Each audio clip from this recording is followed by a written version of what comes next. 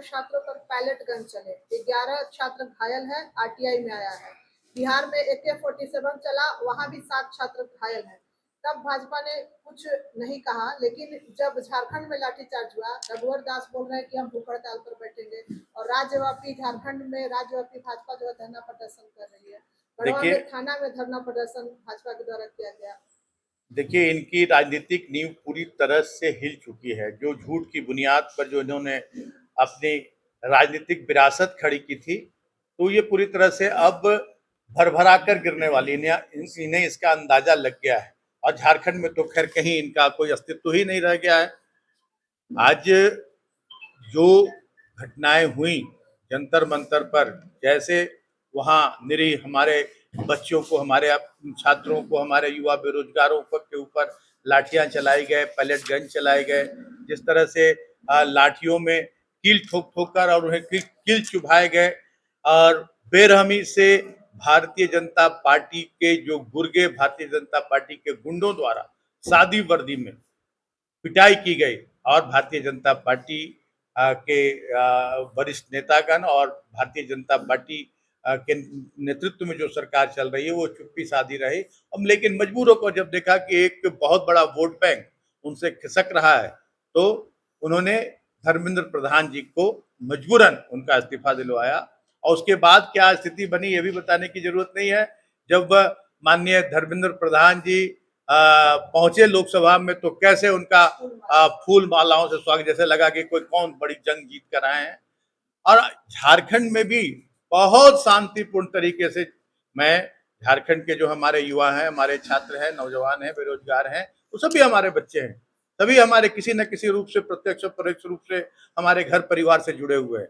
लेकिन वो अपनी मांगे बहुत शांतिपूर्ण ढंग से अपना आंदोलन चला रहे हैं। और आपने देखा होगा कि दिसुम गुरु शिबू सोरेन जी का आदमकद कटआउट लगाकर, और जब अपनी मांग करते हैं तो संबोधन करते हैं माननीय मुख्यमंत्री जी को हेमंत भैया कह के। हाँ, पूरे तरह से कहा जाए तो उलट स्थिति है। यहाँ झारखंड सरकार के प्रति कोई आक्रोश नहीं है। यहाँ जो आक्रोश है, जो अनियमितताएं हुई कुछ चंद लोगों के द्वारा, एक साजिश के तहत, एक रैकेट के द्वारा, उसके विरुद्ध आक्रोश है। और लगभग सारी मांगे जो छात्रों की है, नौजवानों की है, वो सरकार ने, माननीय हेमंत सोरेन जी ने काफी सहृदयता के साथ सारी मांगे मान ली हैं। और गिरफ्तारियां भी अनेकों हुई हैं। अब आपने देखा होगा कि जेपीएससी के अध्यक्ष तक की गिरफ्तारी हुई। जो भी लोग इस साजिश में शामिल थे, लगभग सभी लोगों की गिरफ्तारी हो गई। जो बचे कुचे हैं वो लोग भी जेल की सलाखों के पीछे जाएंगे, और काफी त्वरित गति से जांच पूरी होगी और न्यायिक प्रक्रिया चलाई जाएगी। और न्यायिक प्रक्रिया के तहत मैं तो कहूंगा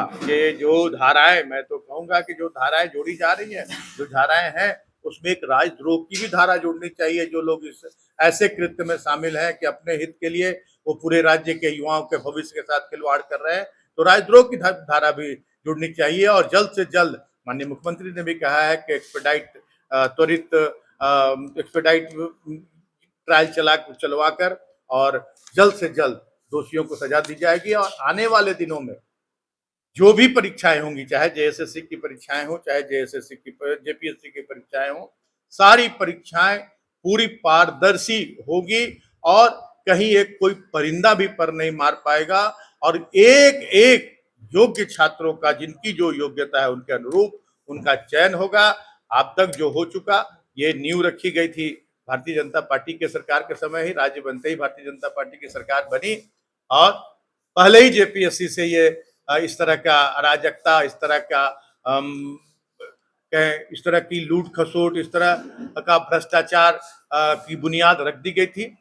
अब बहुत हद तक इस पर काबू पा लिया गया है, और आने वाले दिनों में कोई भी एक भी अभ्यर्थी पिछले दरवाजे से अपने धन बल के बदौलत किसी भी प्रतियोगी परीक्षा में सफल नहीं हो पाएगा। सारे योग्य उम्मीदवार सफल होंगे, और झारखंड के जो हमारे युवा बेरोजगार हैं उनको